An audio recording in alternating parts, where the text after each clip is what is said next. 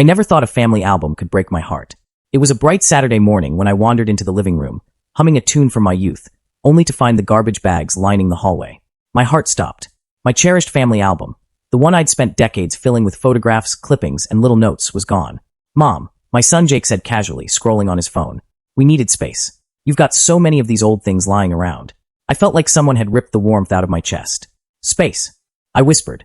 "These aren't just papers and pictures. These are memories." He shrugged. My daughter-in-law, Marcy, rolled her eyes. "It's just old photos, Linda. Don't be dramatic." But I couldn't let them throw away a lifetime. I sank to my knees, grabbed the top bag, and pulled out the album. The smell of aged paper and old ink filled my nostrils, a scent that carried the laughter of birthdays, the clinking of teacups at Sunday brunches, the quiet moments of bedtime stories. Every photo held a story. My wedding day, Jake's first steps, Christmas mornings with Emma in her red dress, the garden I'd tended with care. Tears pricked my eyes, but I refused to cry in defeat. I opened the album and flipped through the pages slowly, as if my hands could stitch back the fragments of a broken day. "I know these mean nothing to you," I said softly, addressing the room. "But they mean everything to me. You can throw away furniture or appliances, but memories? Memories are what make us who we are."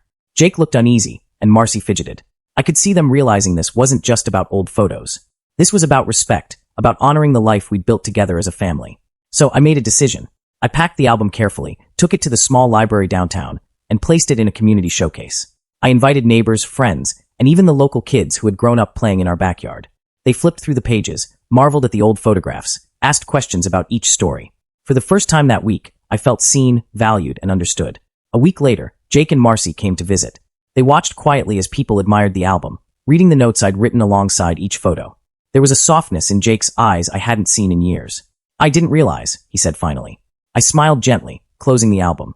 "It's never too late to learn what matters," I replied. That night, I returned home, the album safely in my arms. I realized that memories cannot be stolen if you fight for them, share them, and hold them close to your heart. My children may have dismissed them at first, but through resilience, patience, and love, I had preserved our legacy. And as I placed the album on my shelf, I felt a quiet triumph, because a mother's heart, once broken, can always mend.